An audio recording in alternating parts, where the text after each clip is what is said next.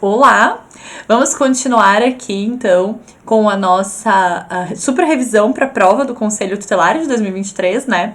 Caso você tenha começado por essa aula, essa é a nossa aula 2. Então, assista a aula 1, porque lá na aula 1 nós falamos sobre Convenção de Direitos Humanos, Convenção dos Direitos das Crianças e Adolescentes e Constituição Federal. E nós estávamos lá naquela aula vendo esse quadro aqui, olha, que fechamos a aula com esse quadro, né? Nós vimos que a Constituição Federal, assim como suas emendas, e os tratados e convenções de direitos humanos e da criança e adolescente se enquadram aqui, eles estavam num campo de hierarquia superior às leis ordinárias, mas que nessas leis ordinárias nós tínhamos uma principal, que era o Estatuto da Criança e do Adolescente. E é sobre ele que nós vamos falar agora, ok? Deixa eu só voltar como estava aqui a nossa página. E vamos falar sobre o Estatuto da Criança e do Adolescente. O que é o ECA? O que é o Estatuto da Criança e do Adolescente? Ele foi instituído por uma lei federal, que naquela nossa pirâmide lá é uma lei ordinária, mas isso não é importante, né? Óbvio que isso não vai ser perguntado. Mas ele é um marco legal e regulatório dos direitos humanos das crianças e dos adolescentes no Brasil. Gente, vamos relembrar aqui, ó. Lembra que eu falei que a Constituição Federal é de 1988? E a Constituição Federal, lá de 88, ela falava assim que haveria uma lei que iria regular, lembra esses artigos todos que nós vimos? Ela dizia assim, ó, tem uma lei, vamos ter um estatuto para regular esses direitos que eu estou garantindo para crianças e adolescentes. 88 publica a Constituição Federal, 90 o Estatuto da Criança e do Adolescente. Também um bebezinho, né? Um jovem de 33 anos, nosso ECA. Mas a título de legislação é muito jovem, né? Uma legislação com 30 anos. É uma lei que está há uma geração sendo aplicada. 2 gerações. Certo? O que é o ECA? O ECA ele é um conjunto de normas no ordenamento jurídico. O ordenamento jurídico é a forma como a gente chama, né, as leis que existem num país, que tem por objetivo proteger direitos de criança e adolescentes. Certo? Aplicando medidas e encaminhamentos para o juiz. O ECA é a principal legislação, eu falei isso pra vocês, na atuação do conselheiro tutelar. Então, veja, quando a gente fala sobre conselho tutelar, quando a gente fala sobre atribuições do conselho tutelar, sobre deveres do conselho tutelar, nós temos ali o Estatuto da Criança e do Adolescente como principal norma regulando o conselho tutelar. Não a única, nós vamos ver outras resoluções que também falam sobre as funções do conselho tutelar, mas o ECA é o principal, tá? Então, o que é o conselho tutelar, né? O Conselho Tutelar, ele é um órgão permanente e autônomo, não jurisdicional, ou seja, não faz parte do judiciário, encarregado pela sociedade de zelar pelo cumprimento dos direitos da criança e do adolescente. Primeiro ponto importante, o Conselho Tutelar, então, permanente, autônomo, você não extingue a existência de um Conselho Tutelar, você só substitui via eleição os conselheiros, claro, mas o mais importante aqui é, se o Conselho Tutelar ele é encarregado por zelar pelo cumprimento dos direitos da criança e do adolescente, nada é tão importante para a prova e para a atuação do Conselheiro Tutelar do que conhecer todos os direitos de crianças e adolescentes. Por isso que a gente está batendo bastante nessa tecla aqui de legislação e proteção e direitos, porque isso é importante. Isso cai na prova e vocês precisam também para atuação, ok? Como que o Conselho Tutelar se organiza, pessoal? Em cada município, em cada região administrativa, no Distrito Federal, a gente vai ter pelo menos um conselho tutelar composto por 5 membros, que são escolhidos para mandatos de 4 anos. Nós vamos ver depois, a partir de algumas resoluções, que você pode exigir uma prova objetiva para a habilitação do conselheiro tutelar, que é essa provinha para a qual a gente está estudando. Quem pode se candidatar? Para a candidatura a membro do Conselho Tutelar são exigidos os seguintes requisitos. Reconhecida idoneidade moral, ou seja, a pessoa ela precisa ter uma boa moral reconhecida socialmente, idade superior a 21 anos e tem que residir no município, certo? Existem outros critérios? Existem outros critérios. A própria legislação municipal pode atribuir outros critérios. Mas nós vamos ver que, por exemplo, a resolução do CONANDA lá na frente vai ter incluído alguns critérios como, pelo menos o nível médio de formação, né? O município poderia legislar exigindo o ensino superior? Poderia legislar ou não, né? Entende-se hoje, a maioria, que o município não poderia exigir o ensino superior para que a pessoa faça parte do conselho tutelar. Mas ele pode colocar outros requisitos via lei municipal. Então, quando você está fazendo ali a habilitação no teu município, você vai conhecer o regramento do teu município para o ingresso no Conselho Tutelar, isso com certeza, certo? É importante dar uma olhadinha ali naquela normativa, no edital que você já se inscreveu, afinal de contas você já está estudando para isso, mas dá uma olhadinha aí quais são os requisitos. Esses são os 3 requisitos básicos do ECA. Nós vamos ver os requisitos do CONANDA, mas o município também pode colocar outros. Quais são os direitos do conselheiro tutelar, pessoal? Cobertura previdenciária, tem férias anuais remuneradas acrescidas de 1/3 do valor da remuneração, tem licença maternidade e paternidade, gratificação natalina, que seria o 13º. Isso é importante? Nunca vi, assim, cai muito menos do que esse artigo aqui, 136, atribuições do Conselho Tutelar, pessoal, não cai. Despenca. É muito importante, ok? É muito importante nós entendermos todas as atribuições e todas as medidas protetivas que o Conselho pode aplicar, certo?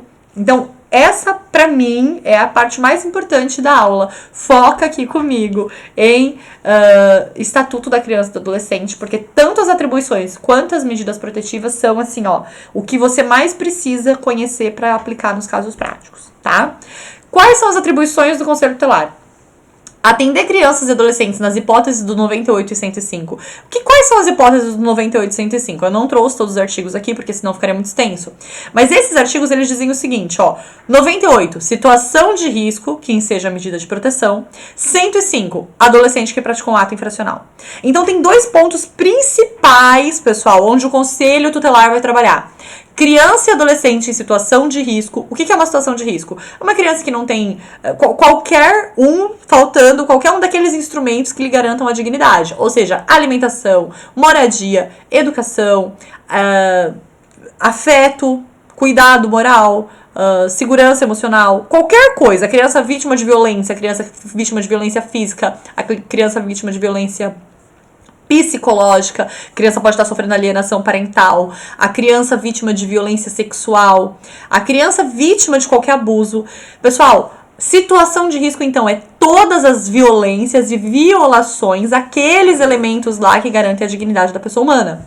Ou ato infracional. O que é um ato infracional? O ato infracional é o adolescente que envolveu-se em uma conduta que, caso ele fosse maior de idade, seria um crime, né?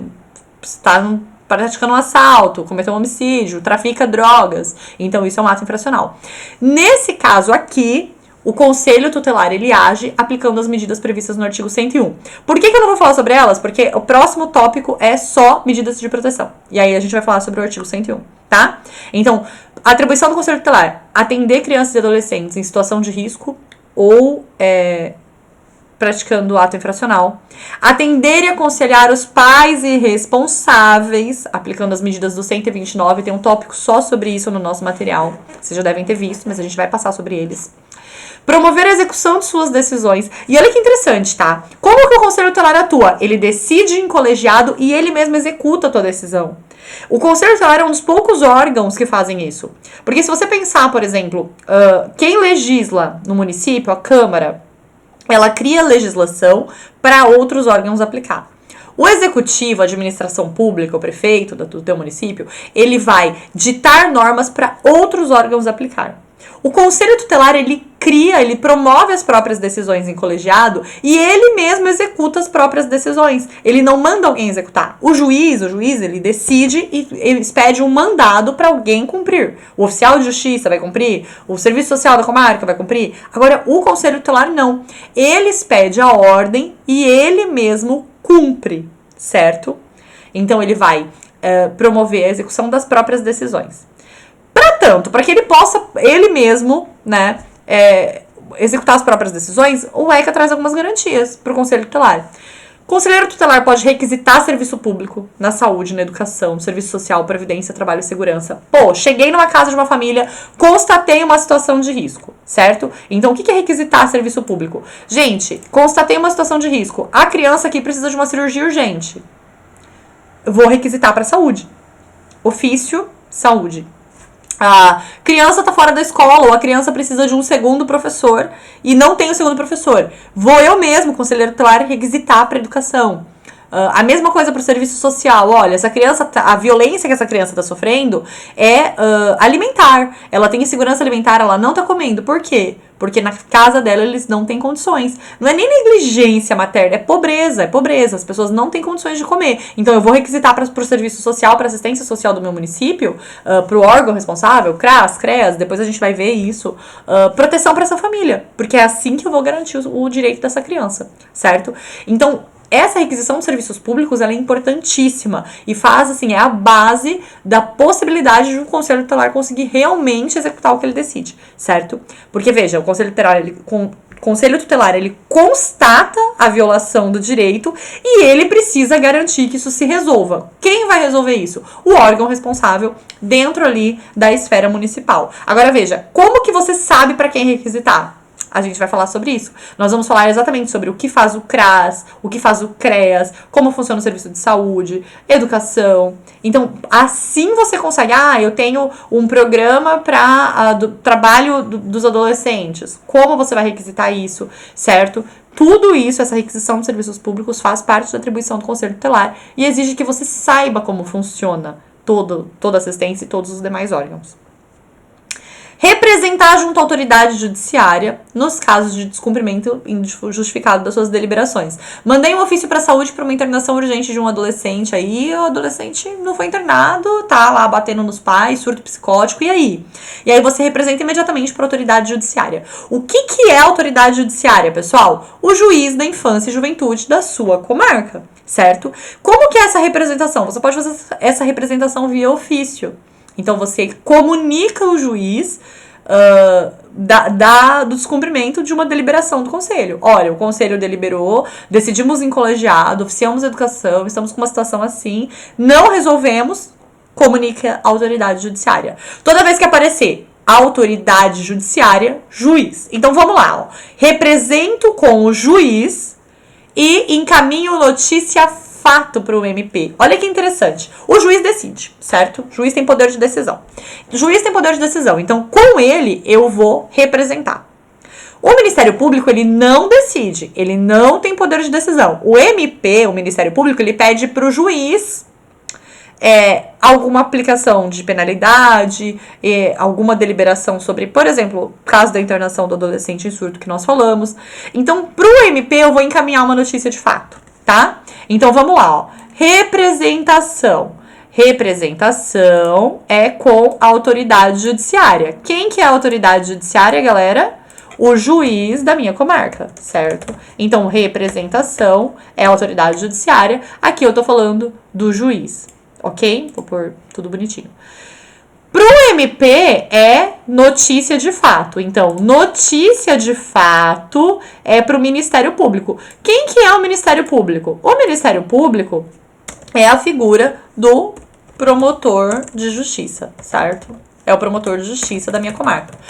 Posso mandar para qualquer um? Não, é sempre o juiz ou o promotor de justiça com a atribuição em infância e juventude, certo? Só tem um, a minha comarca é vara única, só tem um juiz e um promotor, então é pra ele. Caso contrário, quem tem atribuição da infância e juventude. Ali na tua primeira semana de conselheiro tutelar, o ano que vem, você provavelmente vai se apresentar pro juiz, pro promotor, para que eles conheçam você, para que você os conheça, certo? Então, represento pra autoridade judiciária quando descumprirem minhas deliberações. Encaminho uma notícia fato para o MP quando constituímos, por exemplo, uma infração administrativa ou penal contra o direito das crianças e do adolescente. Quando que eu vou encaminhar uma notícia fato para o MP? Chegou no conhecimento do Conselho Tutelar que uma criança está sendo vítima de abuso sexual, certo? A escola constatou alteração de comportamento. Essa criança vítima de abuso sexual, ela vai geralmente abrir isso para quem ela confia. E quem que ela confia? Ela vai confiar geralmente no professor. Então, ela traz a informação para o professor. Olha a importância do conselho estar alinhado com a educação. Ela traz a informação para o professor. Você percebe que existe ali uma infração penal gravíssima. Você promove imediatamente uma notícia fato pro Ministério Público. Aí o Ministério Público vai pedir, por exemplo, a medida de afastamento dessa criança do ambiente onde ela é vítima de violência. Então, infrações administrativas e penais. Tive conhecimento que está havendo uma infração administrativa ou penal. O que seria uma infração administrativa? Olha, alguém ali do Serviço de Proteção da Infância do meu município não está trabalhando. A pessoa tá batendo ponto e não tá trabalhando. Tá ignorando alguma recomendação, tá? Aí isso é uma infração administrativa cometida por essa pessoa. Notícia, fato pro MP, tá bom? Notícia, fato, tem uma infração administrativa ou penal. Você tomou conhecimento, você não vai agir, você vai comunicar o promotor de justiça, o Ministério Público.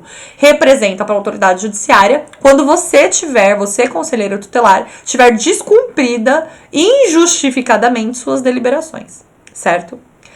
Outro caso que você vai encaminhar para a autoridade judiciária, os casos de sua competência. Então, toda vez que competir ao juiz decidir, você vai encaminhar para ele. Professora, como que eu sei como compete ao juiz decidir? Simples, não é sua atribuição, não é infração administrativa ou penal? Encaminha. Sabe um caso interessante aqui, que a gente manda sempre para a autoridade judiciária? Vocês vão ver, claro. Mas pode acontecer de você chegar na casa, de uma constatação de situação de risco, e a situação de risco ela é tão grave que você precisa aplicar uma medida de proteção. E essas medidas de proteção você pode encaminhar com urgência, por exemplo, um termo de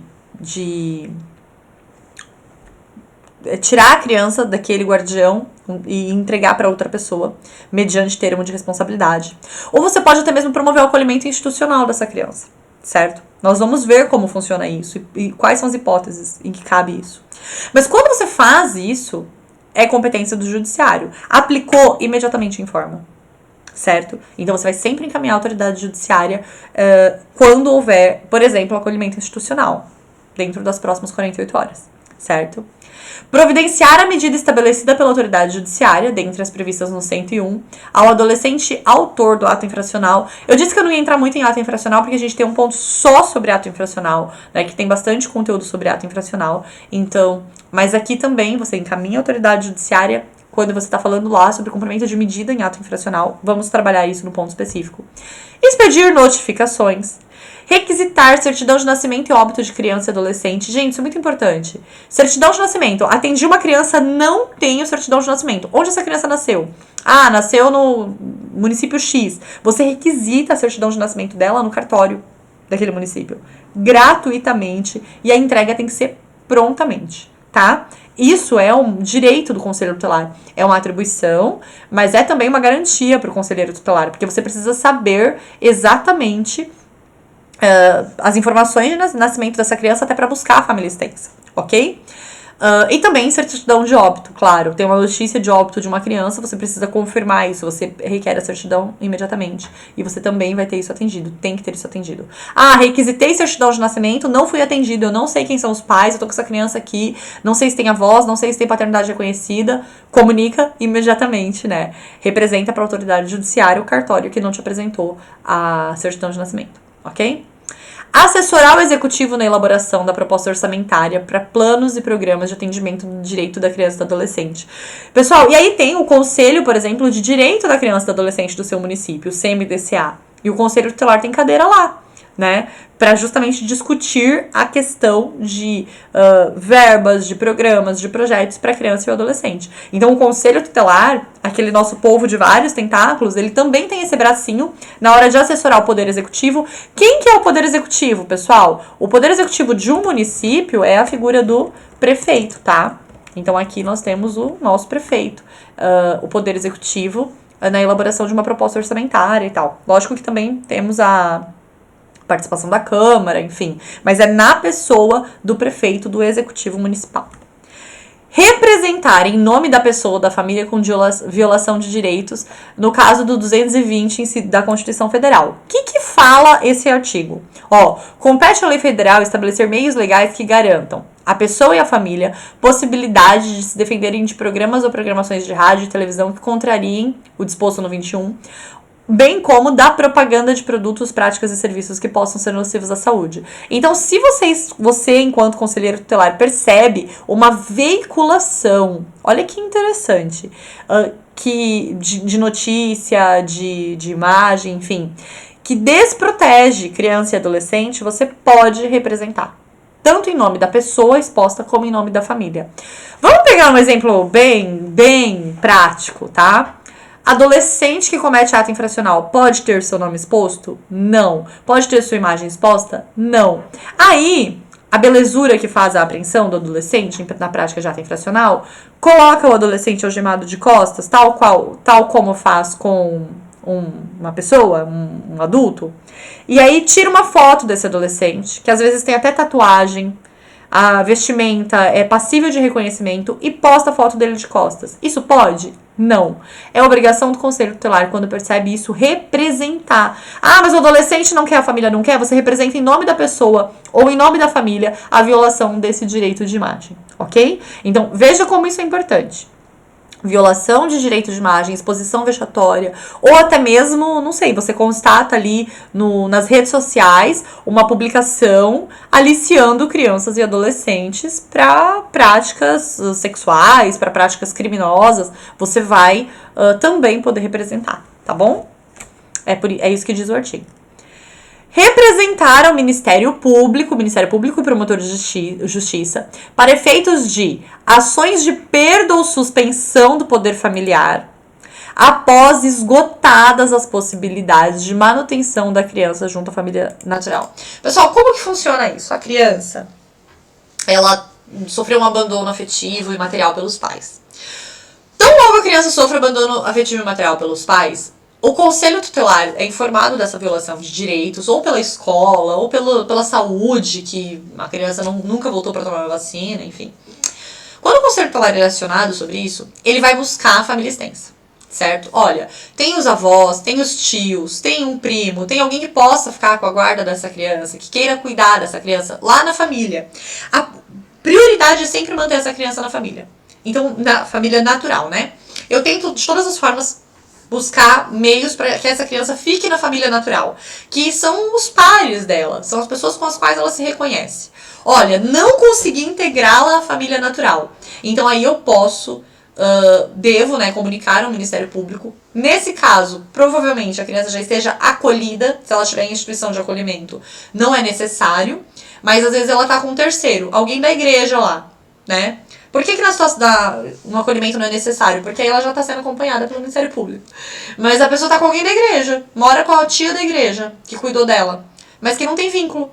Então aí essa criança, ela precisa provavelmente ter essa guarda, né, regularizada, mas ela também não tem vínculo com a família. Então você representa para o Ministério Público. Porque o Ministério Público ele pode entrar com ação de perda e suspensão do poder familiar. Ou seja, os pais perdem o poder familiar sobre os filhos.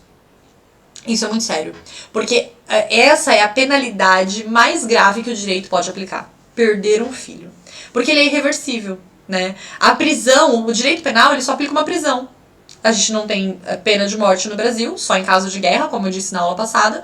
Então, veja, eu não tenho uma penalidade pior do que você tirar de uma pessoa o direito de ser pai e mãe daquela criança que ela gerou. Mas existem casos em que não há exercício da maternagem e da paternagem, e isso justifica a ação de perda do poder familiar.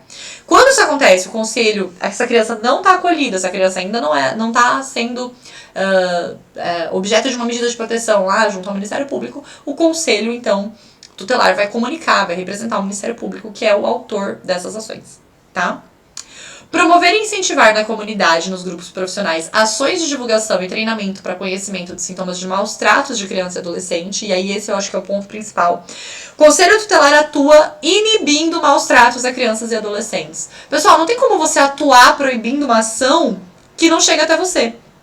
Então, os treinamentos e as divulgações lá na sua comunidade, principalmente com professores, certo? Incentivem os municípios, enquanto conselheiros tutelares, a trazer formações para os professores. Nós, do IFAP, nós também trabalhamos com formação para profissionais. Na verdade, nós trabalhamos mais com formação para profissional dentro dos municípios do que com a preparação para provas, né? Esse é um curso excepcional aqui de preparar para provas, porque diante do fato de a gente conhecer muito a rede de proteção do nosso trabalho de formação municipal, a gente acaba tendo essa requisição ali, essa demanda de atender também para a preparação das provas. Mas veja, quando a gente fala sobre divulgação e treinamento, é muito importante porque aquele professor muitas vezes é a chave para identificar um abuso sexual que está acontecendo com um grupo de irmãos.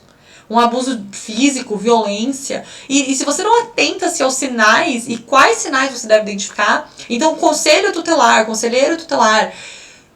leve treinamento para o seu município. Force assistência social a contratar treinamento para o seu município. Isso é muito importante. Promova e incentiva divulgação e treinamento para que os maus tratos da criança e do adolescente sejam reconhecidos por todos os profissionais da rede.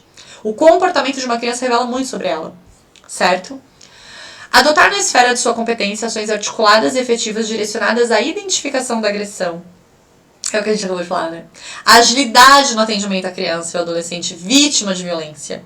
E a responsabilização do agressor.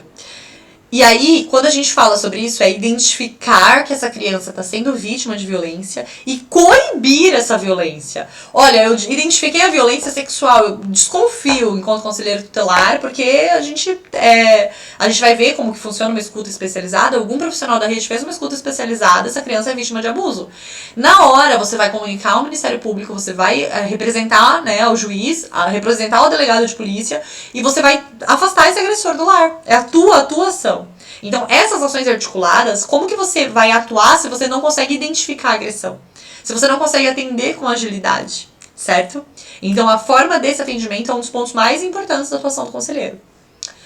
Atender a criança ou adolescente vítima ou testemunha de violência e doméstica, né? E aí é interessante que, ó, vítima ou testemunha é aquela criança que presencia a violência dos pais, tá? Ela também tá em situação de risco. Ou submetido a um tratamento cruel ou degradante, ou a formas de violência de educação, correção ou disciplina, a seus familiares e testemunhas na forma de prover orientação e aconselhamento acerca dos seus direitos e encaminhamentos necessários. Olha só, eu acabei de ler, a gente estava estudando as provas anteriores e acabei de ler uma questão que dizia exatamente isso. O conselheiro tutelar está no supermercado, olha só, conselheiro tutelar, e aí a mãe tá batendo na criança. Tipo, a criança queria alguma coisa, tá fazendo birra e a mãe tá lá batendo nela. Qual que é a medida que você aplica? Aqui, nesse caso, essa criança ela tá sendo essa criança ela tá sendo submetida a uma forma violenta de educação, correção e disciplina.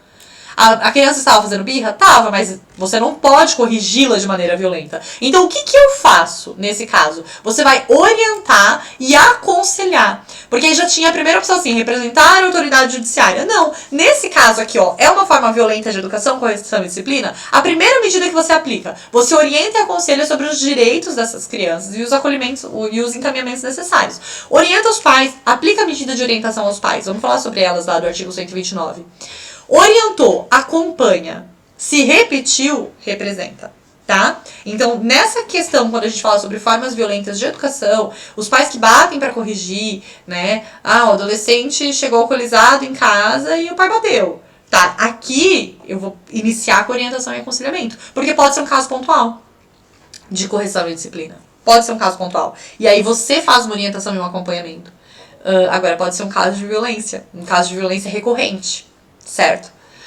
E aí isso tudo é percepção do conselho tutelar, da rede e do conselho tutelar, tá? Representar a autoridade judicial, juiz ou policial, delegado. Quem que é a autoridade judicial, pessoal? Vamos sempre colocar aqui pra gente não esquecer, ó. Quem que é a autoridade judicial é o juiz. Quem que é a autoridade policial é o nosso delegado, tá? Então lá, Delegacia de Polícia Civil. Para requerer o afastamento do agressor do lar, foi o que eu falei, né? Do domicílio ou do local de convivência com a vítima, porque isso pode estar acontecendo numa escola, por exemplo, nos casos de violência doméstica ou familiar contra criança e adolescente, tá?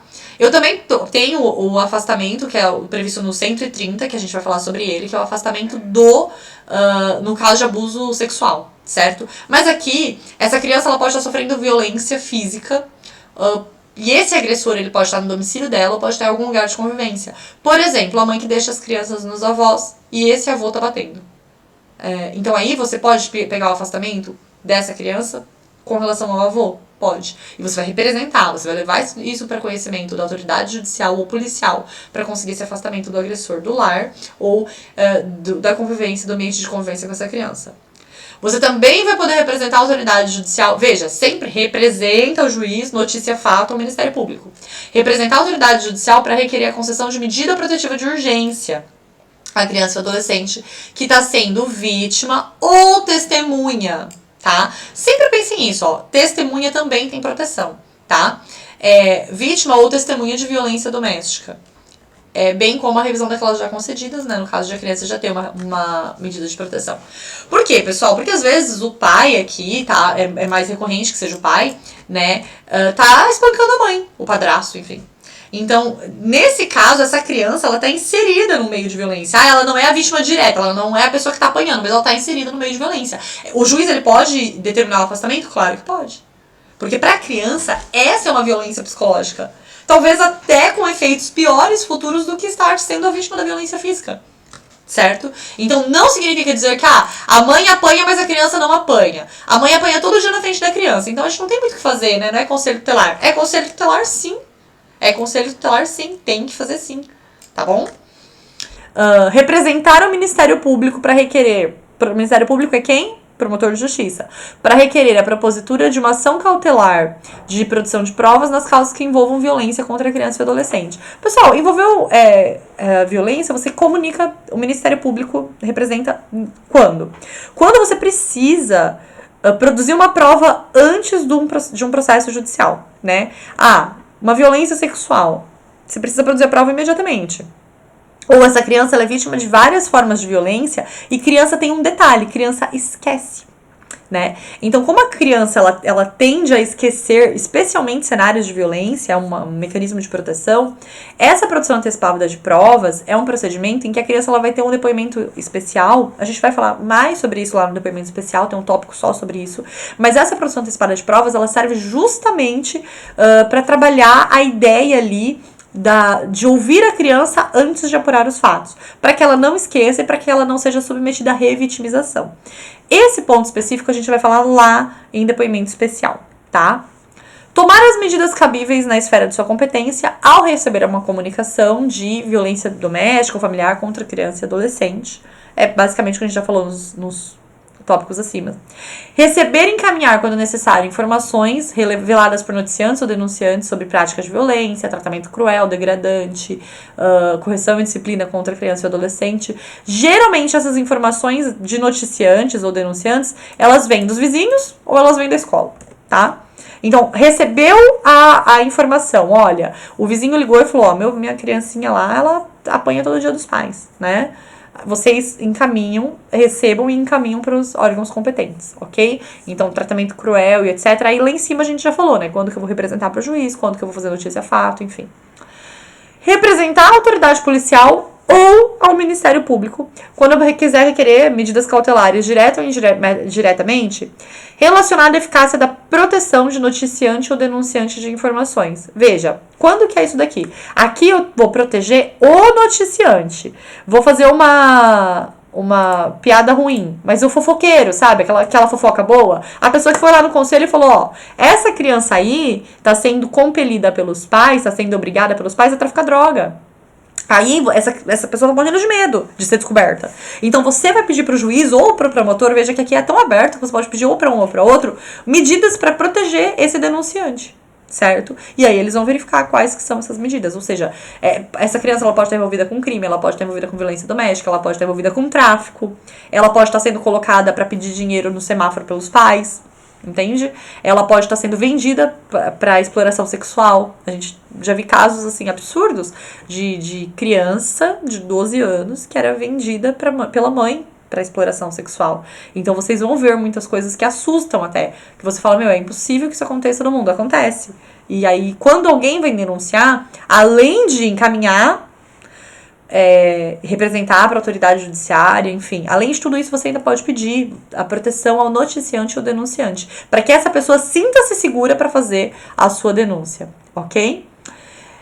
Se no exercício das suas atribuições o conselheiro tutelar entender necessário o afastamento do convívio familiar, comunicará o fato ao Ministério Público, prestando informações dos motivos de tal entendimento e as providências tomadas para a orientação e promoção social da família. Então, vocês, enquanto conselheiros tutelares, podem identificar algumas questões que justifiquem o afastamento dessa criança do convívio com a família, né? Em regra, são situações de violência, seja de violência física, seja de violência psicológica, seja de violência sexual, ou de negligência dos pais realmente para com alimentação, educação, higiene dos filhos.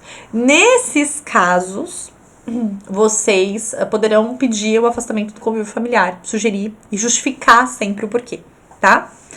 E o 137 fala que as decisões do Conselho Tutelar somente poderão ser revisadas pela autoridade judiciária a pedido de quem tem legítimo interesse. Significa dizer que são casos muito específicos de algum interessado naquele caso que leva para o juiz uma situação de abuso praticado por um conselheiro tutelar, né, que às vezes aplicou uma medida que não era necessária, e só ali a autoridade judiciária, o juiz poderia revisar as decisões do conselho. Caso contrário, o conselho ele tem prerrogativa de se fazer cumprir e de tomar decisões, ok? Fiz um quadro aqui, olha, resumindo essas atribuições. Então vamos ler rapidinho, mas isso daqui é uma síntese de tudo que a gente já falou, né? Fiscalizar entidades de atendimento para verificar se está sendo cumprido o 94 do ECA. Ou seja, fiscalizar todas as entidades, de um modo geral. Vou fiscalizar a entidade de acolhimento, vou fiscalizar a entidade, o CRAS, CREAS, todo mundo que atende criança e adolescente. Quem está aplicando medida socioeducativa na tua cidade, né, se em regra é o CREAS, enfim. Você vai verificar se está sendo cumpridas as disposições do Estatuto da Criança e do Adolescente. Você pode instaurar procedimento judicial para apurar irregularidades em alguma entidade dessa. Você pode instaurar procedimento para apurar uma infração administrativa a normas da criança e do adolescente. Você vai atender crianças e adolescentes cujos direitos estão sendo ameaçados ou lesados. Vai atender a criança ou adolescente autor de ato infracional. Atender os pais e responsáveis, inclusive orientando, até mesmo nos casos de violência para correção e educação. Promover a execução das suas próprias decisões, conforme a gente já falou. Encaminhar ao Ministério Público a notícia de fato de uma infração administrativa. Encaminhar a notícia de fato de uma infração penal. Encaminhar ao juiz os casos da competência do juiz, que a gente já falou sobre eles. Executar medidas de proteção do adolescente infrator, que é, por exemplo, o adolescente ele praticou um ato infracional e você constatou que ele fez isso porque ele não está mais estudando. Então você pode ir lá e aplicar a frequência escolar. Expedir notificações. Então sempre que você precisar dar ciência para alguém, enfim, para qualquer motivo. Assessorar o executivo lá, o prefeito, quando ele for elaborar a proposta orçamentária, né, vinculada aos conselhos de direitos. Representar o Ministério Público, o prefeito das ações de perda e suspensão do poder familiar, que a gente também já falou, e requisitar certidões de nascimento e óbito, certo?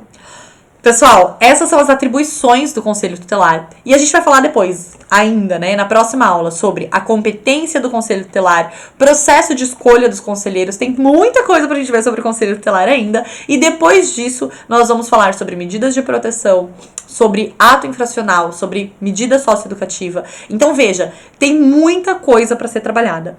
As atribuições, elas são muito importantes, porque elas vão te dizer como você vai atuar enquanto conselheiro tutelar. É legal que vocês leiam os artigos, que vocês façam as anotações necessárias, certo? Esses artigos que a gente está trabalhando aqui, mas também que você se atente às próximas aulas, especialmente no que se disser no que se refere, né, às medidas de proteção aplicadas à criança e adolescente em situação de risco e as medidas socioeducativas aplicadas aos adolescentes infratores. Tudo bem? Fernanda, muita informação, meu Deus, é muita coisa, é muita legislação. Fiquem tranquilos, que quando a gente pegar os casos práticos, vocês vão ver como isso fica fácil, tá? Então, tudo que eu tô falando aqui, eu sei que essa parte do início ali das aulas é mais maçante, porque a gente vai ficar falando sobre legislação, você fala, meu Deus, não aguento mais ouvir falar de lei, mas não se apeguem tanto em decorar a lei, pensem em como você aprende isso, compreendam o que eu tô dizendo, porque quando a gente pegar os casos práticos, vocês vão ver que isso daqui vai ficar muito mais fácil, ok? Espero vocês na próxima aula, então, pra gente falar sobre competência do Conselho Tutelar, pra gente terminar ali o assunto de Conselho Tutelar e entrar nas medidas protetivas. Até mais!